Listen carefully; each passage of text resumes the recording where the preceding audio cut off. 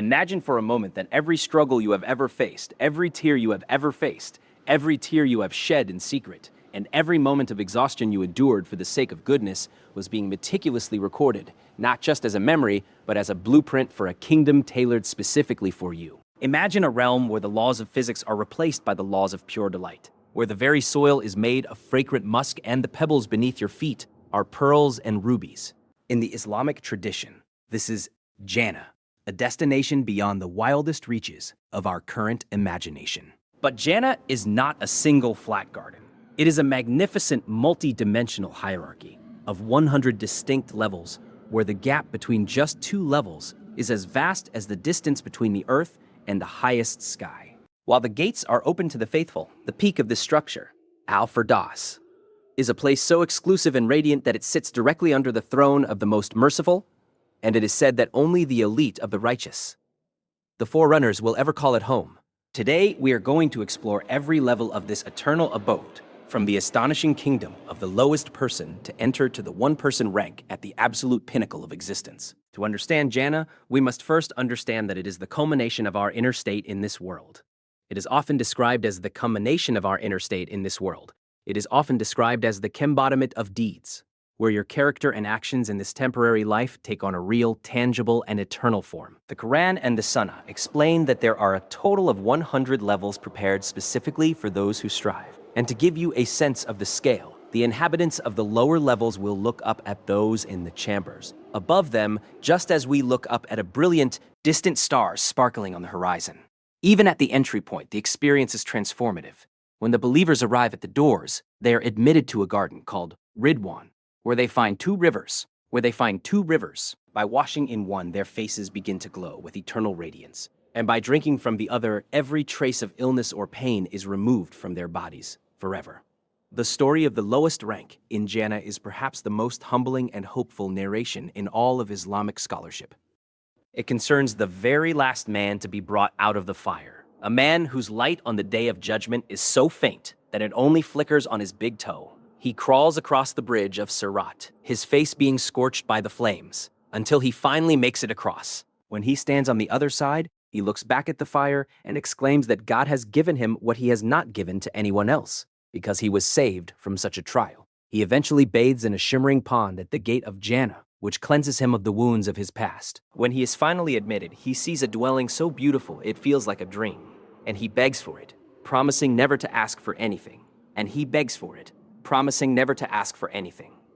But Allah, in his infinite mercy, repeatedly raises even more magnificent palaces before him until the man is silenced by his own shame for asking so much. Finally, God tells him that he will be given a kingdom 10 times the size of this entire world from the day it was created to the day it ends. Even this lowest inhabitant receives a palace carved from a single hollowed pearl, with doors and keys made of jewels, and a staff of 1,000 attendants at his command.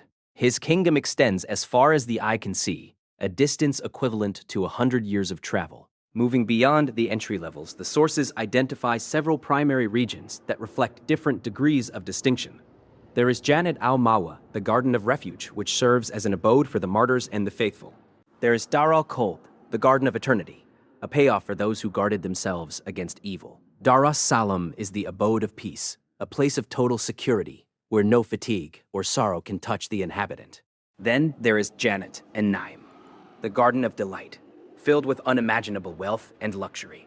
Another tier is Danis as-Datmid, where life is never Makkah, the place of permanent settlement, where life is never monotonous, but always progressing in a direction of increased joy. As we ascend, we reach Jannat al-Adna, often translated as the Gardens of Eden. This is described as a customized reward because according to the sources, it is one of the 4 things Allah created with his own hand. It is constructed with bricks of white pearl, red rubies, and green crystals with a floor of musk and saffron. It is a place specifically forbidden to the stingy, the polytheists, and those who clung to the stingy, the polytheists, and those who clung to the lowest sins in the world. The trees here are said to have been planted by the hand of the Almighty himself. The physical reality of life in these levels is described in breathtaking detail in the sources. The garments are not made of worldly fabric, but of fine green silk and heavy brocade, adorned with bracelets of gold, silver, and pearls. These clothes never age and never wear out. The food is not for survival, but for pure pleasure. The clusters of fruit hang low and move toward the inhabitant the moment they are desired. There are rivers of ever-fresh milk that do not come from animals, rivers of pure honey, not from bees, and rivers of wine that do not intoxicate or cause headaches. The believers recline on thrones encrusting. The believers recline on thrones encrusted with precious stones, facing their friends and family in a social system where there is no envy, hatred, or resentment. In fact, the sources state that Allah forcefully removes any trace of resentment from the hearts of the people of Jannah, allowing them to live as true brothers and sisters. Even the families of the believers, if they were of a lower rank, are sometimes elevated to join them to ensure their happiness is complete. We then reach the elite tier, al-Firdaus. The Prophet Muhammad explained that al-Firdaus is the middle and the highest part of Jannah, middle meaning the most morally just and the absolute best. It is located directly under the throne of the Most Merciful, and it is from this level that the four main rivers of Jannah flow forth. Everything in al-Firdaus is constructed of pure light. This level is reserved for those described in the Quran as the Sabiqin, the ones who were humble in their prayers, who turned away from vain speech, who were observant of charity, and who were the shepherds of their promises and trusts. At the very summit of al-Firdaus sits a station called al-Wasila. This is a degree with Allah so high that there is no level above it. It is the connection directly to the throne, and it is reserved for only *1c, Neagle person *, in all of human history. This rank belongs to the Prophet Muhammad, who described it as a status only one servant of Allah will receive. Interestingly, he encouraged his followers to pray for him to receive this rank, promising that whoever asks for al-Wasila for him will be granted his intercession on the Day of Judgment. The greatest experience in any level of Jannah, however, is not the gold, the silk, or the endless rivers. It is the moment when the veils are lifted. The sources describe that on Firdaus, which occur in spans of 7,000 years by our reckoning, the inhabitants will be summoned to a meeting. They will climb onto steeds made of light and ride to the abode of peace, where they will hear the voice of God. God will ask if they are satisfied, and they will reply that they have been given everything they could desire, but they have one keen wish, to gaze upon his magnificence. At that moment, the veils of light are removed, and the people of Jannah are allowed to behold the countenance of their Lord. This experience is so powerful that it makes their faces 70 times more radiant than they were before. When they return to their families, they are scarcely recognizable because of the new light and beauty they have acquired from this vision. So, how does one reach these higher degrees? The sources provide a clear roadmap of deeds that Allah loves most. One of the most vital secrets is consistency. The Prophet said that the deed most loved by Allah is the one done constantly, even if it is small. It is not about a single massive act, but a life defined by regular goodness. Prayer at its early stated time is another rank-elevating deed, followed by being dutiful and kind to one's parents.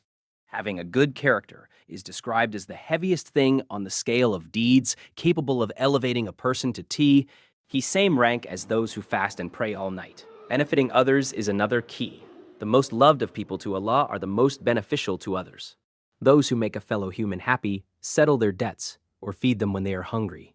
Even the way we speak matters. Phrases like Subhanallah and Alhamdulillah are described as the dearest phrases to Allah, and Alhamdulillah are described as the dearest phrases to Allah. Planting trees for the believer in the soil of Jannah. The sources also emphasize that your rank in Jannah is tied to your connection with the Quran. It is said that the inhabitant will be told to recite and ascend, and their final position will be at the very last verse they recite.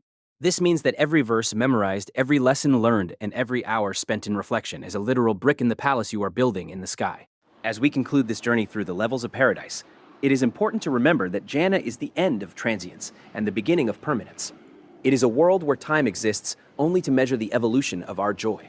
It is the destination where every longing is fulfilled, and every heart is finally at peace. The Prophet's advice was simple. When you ask Allah for Jannah, ask for al-Firdaus.